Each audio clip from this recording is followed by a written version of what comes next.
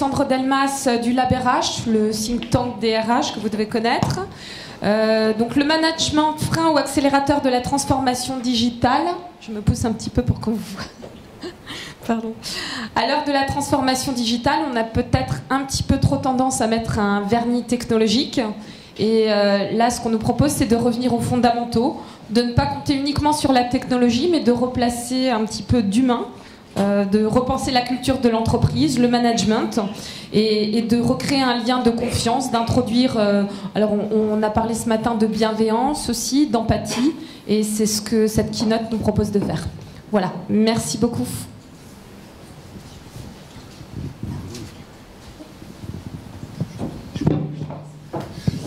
Merci à tous d'être encore là avec nous pour cette dernière keynote. Donc, je vais vous rappeler que cette keynote est interactive, qu'avec BY, vous pouvez vous connecter, nous poser des questions, faire des commentaires. Et donc, afin que chacun des participants, Sophie, Floriani, Karen de Maison, pardon, les noms sont là, hein, Chloé Accard et Alexandre Delmas vont prendre vos questions. Et puis surtout, je vais introduire par un concept sur donc le management, frein ou accélérateur de la transformation digitale. Souvent, quand une nouveauté, une innovation, une révolution arrive, je vais citer Idriss Aberkan, c'est ridicule, c'est dangereux, c'est évident. Donc, maintenant, je vais vous inviter à d'abord répondre à une question à l'aide de BY, qui va être, selon vous, le digital déshumanise-t-il les relations dans l'entreprise? Oui, non. Est-ce que tout le monde a pu se connecter?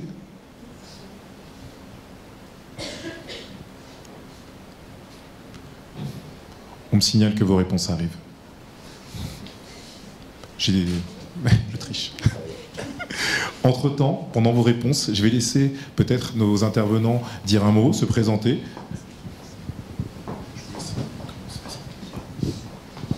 Bonjour à tous, moi c'est Chloé. Je ne vais pas me présenter, raconter mon parcours. Si vous voulez me connaître, je vous laisse regarder mon LinkedIn. Moi, pour me présenter, je vous dirais qu'est-ce qui me fait me lever le matin. En fait, ça va être le fait d'apprendre quelque chose, de partager et d'entreprendre. Bonjour à tous et à toutes, merci encore d'être là en cette fin d'après-midi. Donc Karen de Maison, moi ce qui me fait lever le matin, c'est d'accompagner les salariés dans l'entreprise, d'être là pour développer la qualité de vie au travail. Donc bonjour Sophie Floriani, ce qui me fait lever le matin, c'est de montrer aux organisations, aux entreprises qu'il faut remettre l'humain au cœur de l'entreprise pour qu'elle soit performante. Bonjour à tous, donc moi c'est Alexandre et j'aurais pu me présenter comme ça, vous dire que je suis écosystème builder au Lab RH, la marketplace de l'innovation RH en France. Mais c'est pas une posture qui me convient et pour moi le management c'est aussi une question de posture. Du coup je suis beaucoup plus proche de cette posture-là et moi ce qui me fait lever le matin c'est de réhumaniser le monde de l'entreprise. Donc vous pouvez aussi aller sur mon profil LinkedIn et ce sera la clé de lecture pour le comprendre. Merci. Justement, on a vos réponses. Et ce qu'on voit, c'est que vous pensez très majoritairement, presque 70%, que le digital ne déshumanise pas la relation dans l'entreprise. Donc c'est très intéressant, je vous remercie d'avoir voté. Et on va donc demander à nos intervenants de s'exprimer sur cette question, et notamment Sophie, je pense, qui va commencer. Je commence. Donc effectivement, je suis très contente de ces réponses parce que ma réponse à moi, c'est effectivement, ça ne déshumanise pas l'entreprise et pour deux raisons. Avant le digital et après le digital, de toute façon, on a besoin de l'humain. Avant, pourquoi? On est depuis un siècle sur des modèles de management, des modèles de fonctionnement dans l'entreprise qui sont axés sur les procédures, sur la mathématique, sur des reportings à n'en plus finir. Et on oublie, on a eu tendance à oublier parfois l'humain que nous sommes. Et donc ça fait écho à ce que disait Oli à l'instant.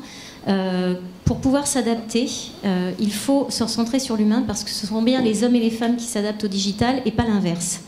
Et pour que les gens aient envie de s'adapter, parce qu'on ne force pas les gens à s'adapter, il faut leur donner envie et il faut leur créer un environnement de travail et des modes de fonctionnement qui vont faire qu'ils sont bien dans l'entreprise, qu'ils sont heureux dans l'entreprise, qu'ils puissent s'épanouir. Donc ça fait appel à des valeurs d'équité, de confiance, de responsabilisation, d'autonomie, qui vont leur permettre une liberté d'action.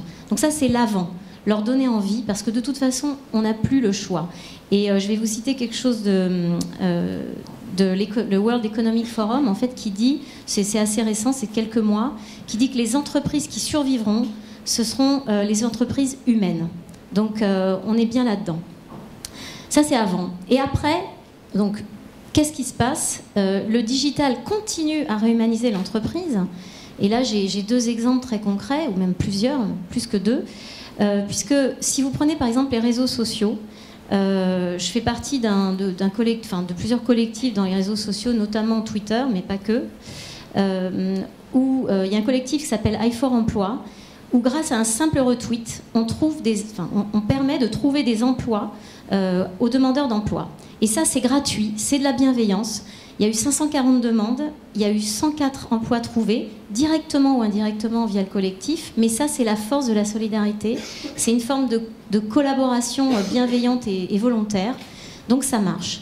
Un autre exemple, c'est 612 rencontres sur les réseaux sociaux. C'est un ouvrage que vous pouvez télécharger gratuitement à la FNAC, qui a été publié par Alban Jarry, l'influenceur.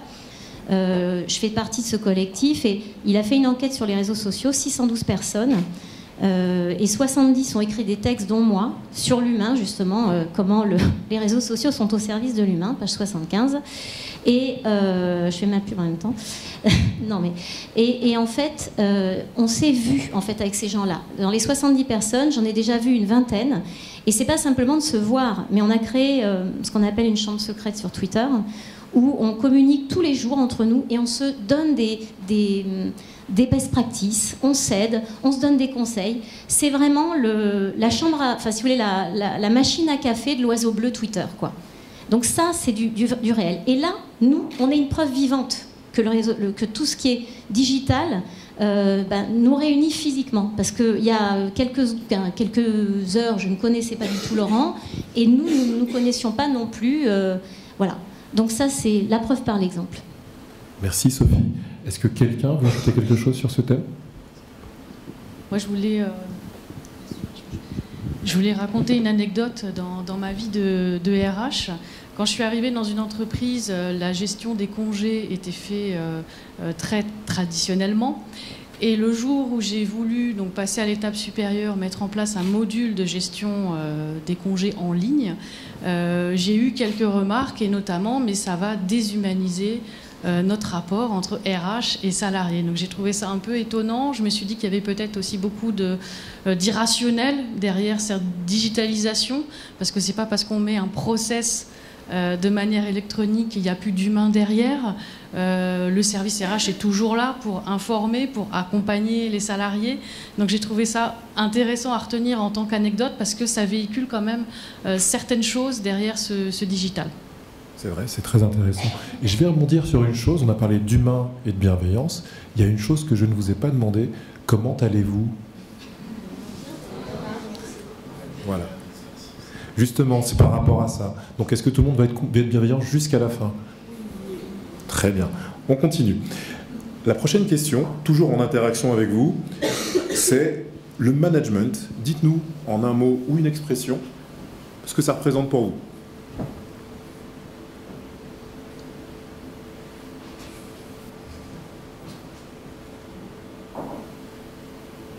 On m'a fait un cours de management avant de venir, donc je ne vais pas vous réciter les 6 clés du management, mais il y en a bien 6. Je pourrais, mais je vais faire honneur à mon professeur et ne pas le gêner en répétant de mauvaise façon ce qu'il a pu dire. Est-ce que tout le monde a pu répondre? Pas encore?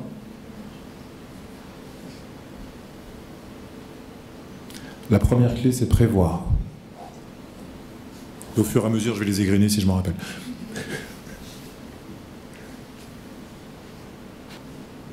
Ah, voilà. Tout le monde voit bien les différents mots qui apparaissent. Donc, celui qui se dégage très nettement, c'est accompagner. Et puis, on a d'autres choses comme leadership, empathie. Est-ce que les mots qui sont présents à l'affichage vous évoquent des choses? Je vous laisse prendre la parole pour qui souhaite. Oui, moi il y en a un que j'aime beaucoup, c'est le mot manège. Parce qu'effectivement, quand on me dit management, moi j'ai l'image d'une main effectivement qui s'empare d'un manège pour le faire tourner. C'est bizarre, hein. Ouais, je sais. Un rapport avec Pollux? Du coup, pourquoi j'ai cette image-là? Tout simplement parce que le mot management étymologiquement vient de manus, la main, et qu'il vient aussi étymologiquement du mot manège qui est faire tourner. Et donc moi j'ai ce fameux manège de Mary Poppins dans la tête, où effectivement les chevaux, après avoir tourné, hop, s'envolent et se libèrent. Donc pour moi le management c'est vraiment cet acte de donner du sens et cet acte de effectivement mettre en mouvement. Parce que tu as fait référence à Idriss et j'aimerais aussi lui piquer son image, au sens où dans Manus il y a l'empan qui est la distance entre le petit doigt et le pouce, et qui est la mesure qu'a utilisée à la Renaissance comme unité de référence pour un monde habitable par l'humain. Donc je pense que c'est important que le management reste à dimension et à taille humaine, et que chacun puisse justement s'en saisir. Il y a aussi une référence à Montessori finalement. Aussi. Alors, est-ce que quelqu'un veut aussi rajouter un point? Je veux bien. Je vais donner un exemple, en fait, qui est l'exemple de Richard Tirlink, qui était le PDG qui a libéré Harley-Davidson. Et oui, c'est une entreprise libérée. Et lui, en fait, quand il a changé, donc, alors, c'est pas directement lié au digital, mais quand il a changé la façon de travailler, les modes de pensée, la culture, il a dit que tous les managers devaient être des coachs et devaient être en support, en soutien. Et donc, pour moi, le manager, c'est effectivement un soutien et un support. Très juste. Est-ce que maintenant, toujours en mode participatif, vous savez que vous pouvez mettre des commentaires, des questions en plus de ce qu'on aborde là. Si vous avez des réflexions, même si vous voulez intervenir de manière physique, vous pouvez également le faire. Certes, on est digital, mais on peut aussi se parler directement si vous le souhaitez. Autre chose maintenant, concrètement, qu'est-ce que c'est la transformation digitale pour vous? Là, pareillement, une question à laquelle vous allez répondre, mais vous pouvez très bien, si vous le souhaitez, lever la main et on peut vous passer un micro. Et ce qu'on va faire, en attendant vos réponses, on va laisser la parole à Chloé, qui va nous parler un petit peu de ce point, et on prendra vos réponses ensuite. En fait, moi, je vais vous parler d'une de mes expériences. Ça a été ma première grande expérience en entreprise. Il s'est avéré que mon manager ne croyait pas du tout en l'utilisation des réseaux sociaux, alors que moi, j'y croyais énormément. J'avais qu'une seule envie, c'était de bouger ma baguette magique dessus et de faire en sorte qu'il y ait vraiment un magnétisme entre l'entreprise et le marché grâce aux réseaux sociaux. Et en fait, je me suis rendu compte que mon plus grand obstacle, c'était le management, puisque le management restait vraiment dans sa petite zone de confort. Ils n'avaient pas envie d'aller sur des outils qu'ils n'utilisaient jamais. En fait, ils avaient leur salaire à la fin du mois, donc pourquoi est-ce qu'ils devaient se salir les mains à se lancer dans le grand bain et faire quelque chose qu'ils n'avaient pas du tout l'habitude de faire? Heureusement, c'est pas ça dans toutes les entreprises, mais moi, ça a été le cas. Et en fait, je me suis rendu compte que la plus grande difficulté et le plus grand obstacle, ça va être de vraiment réussir à sensibiliser le management, sensibiliser le COMEX sur l'utilisation des réseaux sociaux. Et en fait, c'est vraiment quelque chose qui est primordial et qu'il faut vraiment faire maintenant. Il ne s'agit pas de rattraper un train, mais vraiment une fusée. Si vous y mettez pas maintenant, ça risque d'être trop tard. Et bon, moi, je suis pas là pour vous faire peur ou quoi que ce soit. Je suis là pour vous donner des clés. Et en fait, il y a quelque chose qui peut vraiment vous aider. Vous avez autour de vous énormément de personnes qui sont là, qui connaissent les réseaux sociaux. Ça peut être des digital natives, comme moi, de la génération Y, Z, vous appelez ça comme vous voulez. Mais ça peut être aussi des personnes qui sont un peu plus âgées, qui ont déjà une expérience positive sur les réseaux sociaux, qui ont réussi à faire de la vente, par exemple, par les réseaux sociaux, et qui vont pouvoir partager avec vous leur expérience, leurs obstacles, comment est-ce qu'ils ont fait en fait pour instaurer l'utilisation des réseaux sociaux au sein de leur entreprise. Il va falloir vraiment s'ouvrir et s'entourer de ces personnes-là qui ont des choses à partager et à vous apprendre pour pouvoir en fait apporter l'utilisation des réseaux sociaux, que ce soit Snapchat, Twitter, Instagram, etc. dans votre entreprise. Et si le management déjà n'y croit pas, si le COMEX n'y croit pas, on ne peut pas avancer. Et en fait, une des solutions qui est bien, ça va être vraiment d'utiliser ce qu'on appelle le reverse mentoring. Le reverse mentoring, qu'est-ce que c'est? Ça va être le fait d'utiliser des personnes, ça peut être des jeunes, ça peut être des personnes qui sont déjà internes à l'entreprise, qui ont en fait déjà une capacité à comprendre l'utilisation des réseaux sociaux, qui ont déjà une expérience, utiliser ces personnes en fait pour former le management sur l'utilisation des réseaux sociaux. Ça va être les sensibiliser d'abord dans un premier temps, mais aussi les accompagner petit à petit au fil des mois pour pas que le management ait l'impression de sauter dans le grand bain et qu'ils ne savent pas du tout comment faire, par où commencer, etc. Et en fait, c'est une technique qui vient des États-Unis, qui est apparue dans les années 2000. Et en France, on est énormément en retard. Il reste encore beaucoup de choses à faire là-dessus. Et c'est quelque chose qu'il faut faire dès maintenant, parce que si le management n'y croit pas, on ne peut pas faire une transformation digitale effective. Et moi, qui viens d'une génération Y, Z, comme vous voulez, j'ai vraiment pu faire l'expérience en utilisant mes connaissances sur les réseaux sociaux. Je fais de la vente régulièrement par les réseaux sociaux. Et vraiment, le bénéfice que vous allez en retirer, ça va être du personal branding, de la construction de la marque personnelle, mais aussi du networking et de la vente, justement par ce reverse mentoring. Est-ce que quelqu'un veut commenter, ajouter des choses, pourquoi pas? Des questions par rapport à ce que Chloé vient de dire? Moi, je rajouterais juste une chose, c'est que la transformation digitale, ça a été dit un peu plus avant ce matin, c'est quelque chose ça reste encore un concept, mais surtout, ce ne sont pas que les réseaux sociaux. Il y a une multitude de choses qui sont un changement aujourd'hui à notre ère, et qu'effectivement, quand on parle de digital, on entend souvent les réseaux sociaux qui sont la première chose qu'on peut aborder de manière classique, mais il y a tout un tas de choses comme l'Internet des objets, le fait de pouvoir traquer tout un tas de choses au niveau de votre santé qui amènent une véritable transformation dans votre utilisation, dans votre quotidien. Donc ce n'est pas simplement des réseaux sociaux, mais c'est tout un tas d'outils qui vont vous permettre d'améliorer, votre bien-être, pour rester dans cette logique de bienveillance, mais aussi votre comportement vis-à-vis de vous-même et des autres. Donc c'est avec les réseaux sociaux, certes, mais il y a encore bien d'autres choses derrière cette idée de digital. Karine ? Pour compléter sur la transformation digitale, je voulais savoir qui est DRH dans la salle ou qui est responsable RH dans la salle. Donc, pas mal de mains se lèvent. Je voulais juste partager un constat sur le métier de RH. Le métier de RH aujourd'hui, quel est-il ? Il faut savoir que les salariés n'ont pas une bonne image de notre métier, malheureusement. Si vous avez regardé le baromètre de l'année dernière fait par la Ségos, les salariés nous notent 5,6 sur 10 en termes d'efficacité ou en termes de compréhension de notre métier. Et ils ne comprennent pas, ils ne savent pas ce qu'on fait. Ils attendent qu'on soit plus proche d'eux. Donc ça, c'est un facteur important. Ils attendent aussi plus de transparence sur les procédures, sur la manière de fonctionner. Ils pensent qu'on est beaucoup dans la contrainte opérationnelle, tout ça c'est vrai. Et nous, en tant que DRH, on souhaiterait être encore plus en proximité et moins crouler, on va dire, sous les contraintes réglementaires qui nous incombent. Donc c'est sûr que c'est compliqué de se rejoindre. Le DRH, maintenant, devient de plus en plus bienvenu dans les CODIR, mais ça reste quand même assez fermé par rapport à un DSI ou une DAF qui a un petit peu plus de légitimité que les RH dans un CODIR.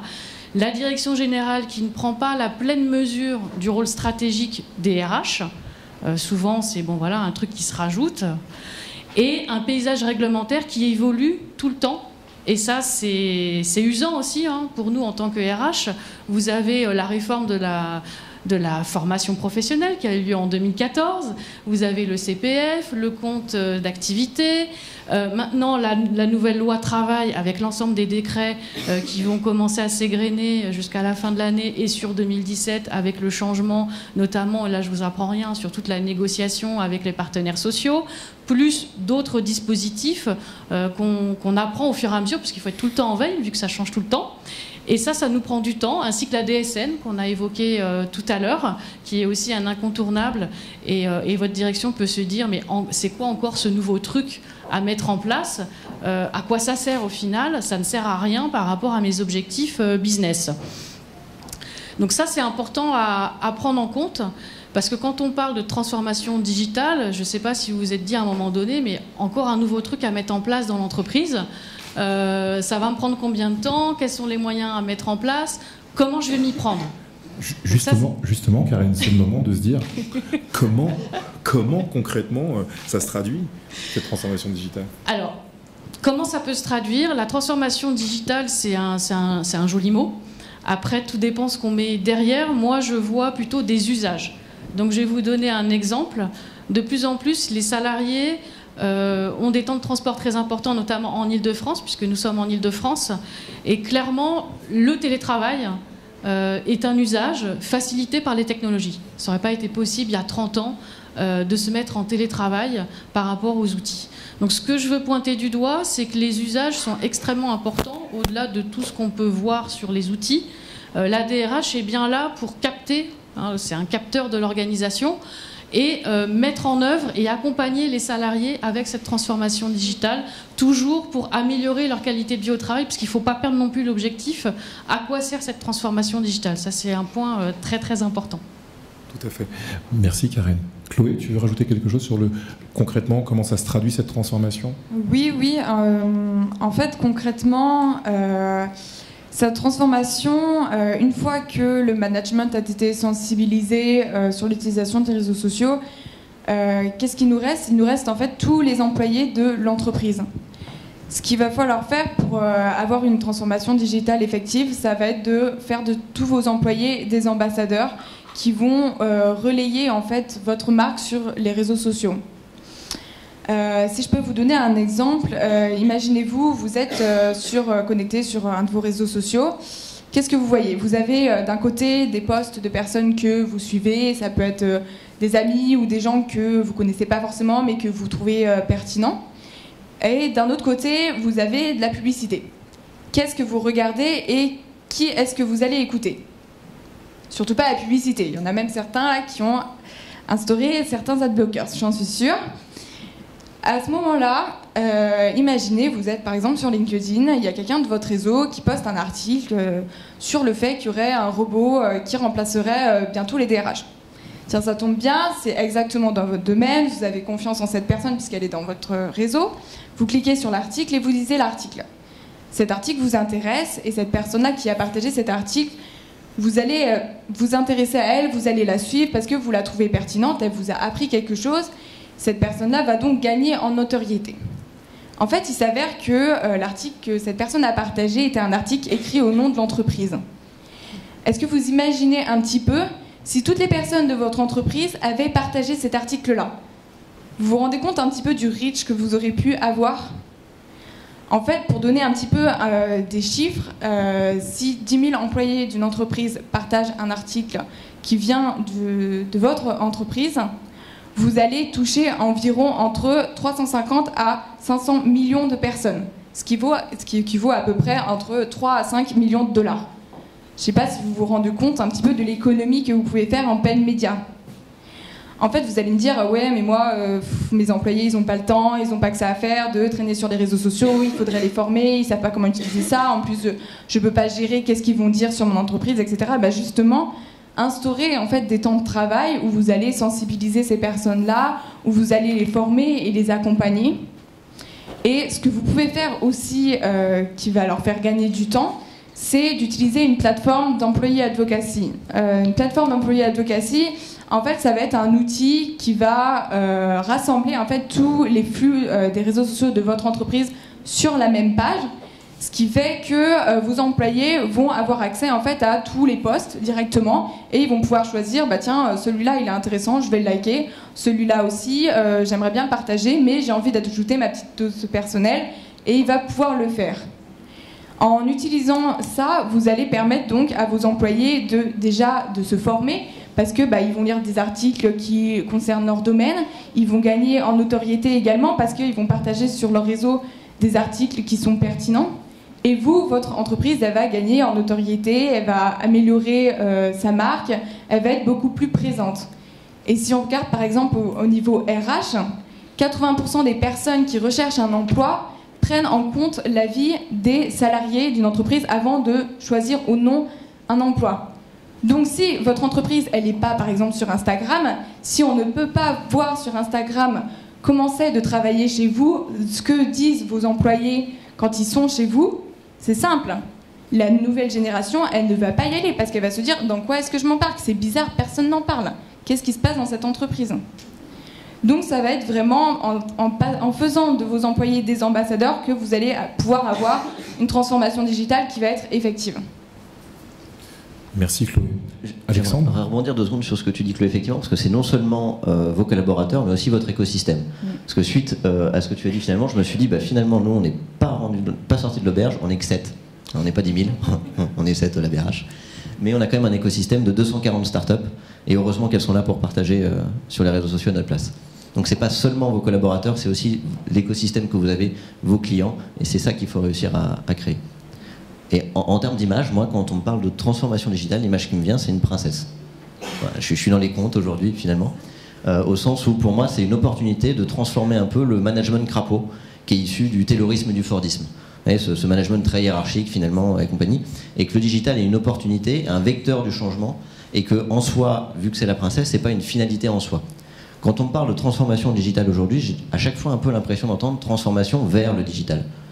Seulement, le digital n'est pas une finalité, c'est un moyen vers le changement. Tout à fait. Là, je rebondis complètement et 100% d'accord. Effectivement, c'est pas le fait de se transformer, c'est qu'on est obligé de s'adapter. C'est Darwin, sinon on meurt. Ou en tout cas, pour rester performant, on doit s'adapter. Et tous ceux qui vont survivre et être performants s'adapteront et ce seront sûrement des leaders sur leur marché. C'est le cas pour pas mal d'autres entreprises qui l'ont déjà fait. Je rebondis donc sur ce que vous avez dit tous les trois, mais effectivement, le digital, c'est une formidable opportunité. Oui, il y a des menaces, certains peuvent dire c'est dangereux, etc. Mais tout dépend de l'usage qu'on en fait, tout dépend du sens qu'on met derrière. Et au contraire, si on le considère comme une opportunité de relations humaines, et de relations humaines, qu'elles soient commerciales, qu'elles soient personnelles, professionnelles, pour échanger des best practices, c'est là. Et pour rebondir sur i4Emploi, donc le collectif où je suis, je n'ai pas dit tout à l'heure que ça génère, il y a 486 000 followers, et ça génère 3 millions d'impressions à chaque fois, donc sur Twitter.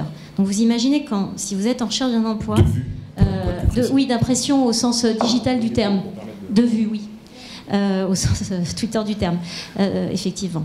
Donc, vous imaginez, enfin, vous postez là-dessus, et donc, on a 3 millions de vues. Alors, ça, faudrait que je regarde les détails, mais c'est les derniers chiffres que j'ai. Je pourrais vous en dire plus. Enfin, vous pouvez suivre le compte i4Emploi et vous verrez, c'est hashtag i4Emploi. Donc ça, c'est vrai, il y a une visibilité. Donc ça permet quoi, le digital aussi? C'est finalement une démocratisation de l'information et de la communication. Ça revient à ce que vous dites. Enfin, quand on pense qu'avant, pour parler à quelqu'un, un directeur ou un PDG du CAC 40, c'était impossible, il fallait passer par le standard, ensuite par l'assistante, par la deuxième assistante, enfin, on désespérait. Maintenant, vous faites un clic sur LinkedIn, pour peu qu'il ou elle soit sur LinkedIn, elle vous répond. Et moi, j'en ai pas mal qui m'ont répondu oui. Donc, c'est quelque chose qui est beaucoup plus facile. Et après, vous pouvez arriver aussi à les voir. Donc, il y a une vraie relation qui s'instaure. Et je rebondis aussi sur le télétravail. Le digital, ça amène aussi l'obligation de la confiance. On est obligé de se dire, maintenant ça suffit, la défiance, la façon command and control du taylorisme, on va passer au trust and share. Alors c'est des anglicismes, mais c'est vrai que ça vient aussi des États-Unis. Je pense que tout le monde comprend. Si quelqu'un ne comprend pas, il le dira, bien sûr.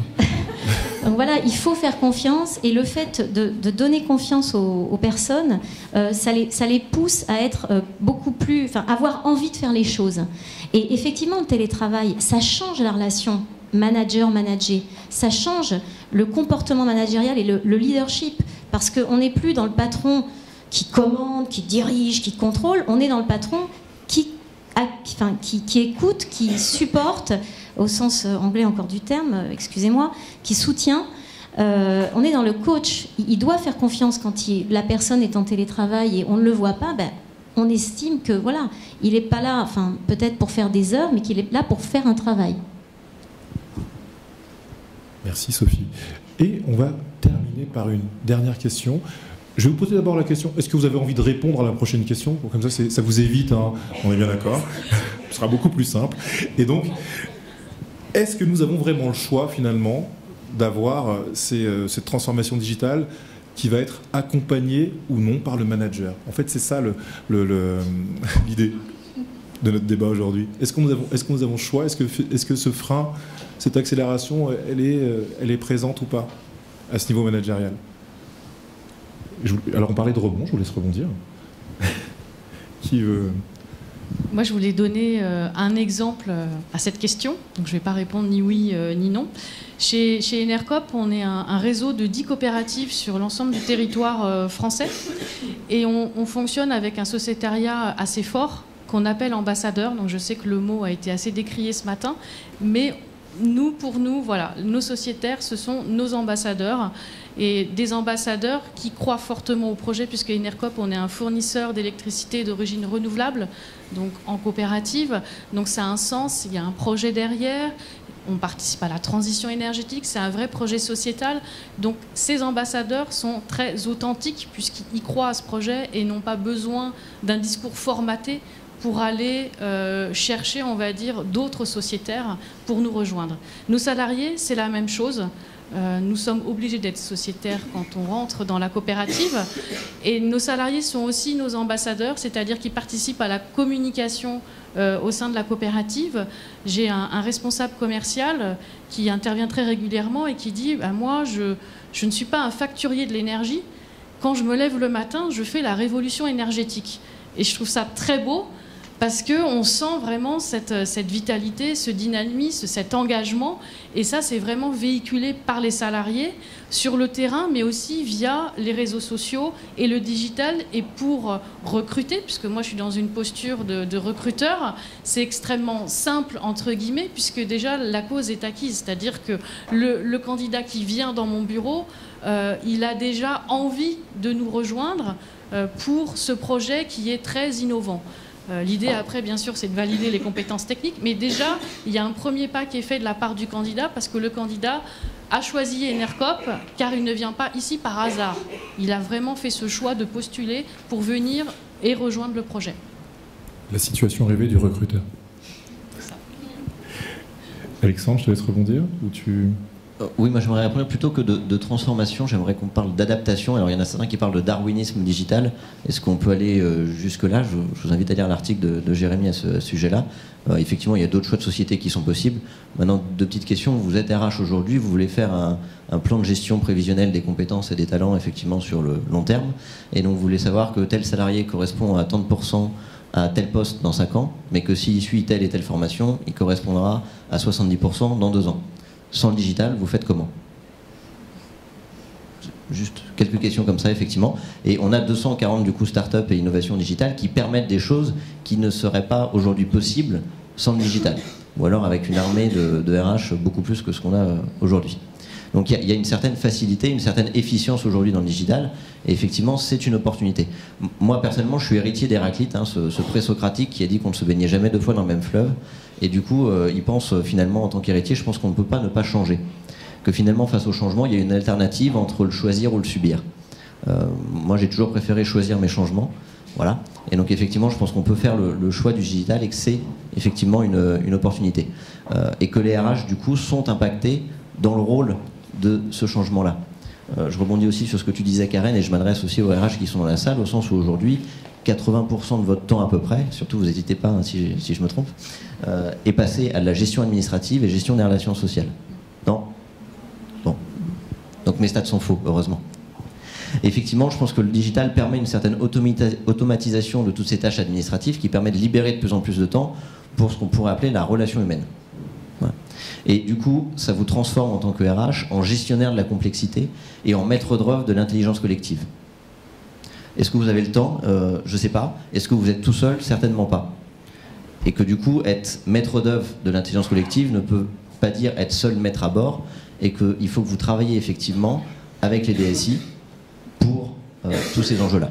Est-ce que vous êtes formé aujourd'hui pour savoir qu'est-ce qui se cache derrière la black box qui est l'algorithme? Parce que faire confiance à un algorithme, c'est bien, savoir comment il est construit, c'est quand même mieux. C'est pas sûr. Moi, j'ai fait une formation RH, en tout cas, on m'a pas appris ça. Est-ce que les DSI peuvent avoir les clés de lecture qui manquent à ce niveau-là? Oui, je pense. On va conclure, on va laisser justement chacun terminer avec un mot. Je t'en prie, Sophie. ça ne sera pas un mot, ce sera des phrases, mais je ferai court. En fait, ce que tu disais est très juste aussi, c'est que le DRH, ou les DRH que vous êtes, les personnes RH que vous êtes, ne peuvent pas porter à eux tout seuls le poids ou la responsabilité de cette adaptation digitale, hein, on va dire ça. Et je pense que justement, donc, cette adaptation, elle est digitalement humaine, dans le sens où ça doit être du collaboratif. Et là, on est obligé de se mettre au collaboratif et à la coopération, parce qu'effectivement, il doit y avoir un soutien du DSI, il doit y avoir un soutien finalement de tous les homologues DRH que vous êtes. Donc c'est pas seulement le DRH, le DSI, j'ai envie de dire que c'est tout le monde. Après, avec peut-être une place particulière pour le RH, mais en aucun cas le RH ne peut le faire tout seul. Et là, je suis responsable de la conduite du changement dans une DSI, donc du coup, je me permets d'intervenir comme ça. Mais je pense que c'est vraiment ça, tout le monde doit s'y mettre, c'est toute entreprise qui doit être engagée là-dedans. Et évidemment, si vous avez un DG qui est fondamentalement... qui sait qu'il faut y aller tout de suite et maintenant, parce que c'est maintenant, ça va très vite, il y a une accélération mais incroyable, et bien là, on aura la réussite, les clés de la réussite. Vous vouliez ajouter quelque chose, Karen et Chloé? Oui, je voulais rajouter quelque chose sur le métier de DRH qui a beaucoup changé en 40 ans. Quand on prend chef du personnel à maintenant responsable des richesses humaines, ça n'a plus rien à voir. On passe de l'administration du personnel à beaucoup plus, en tout cas d'activités beaucoup plus riches pour les RH.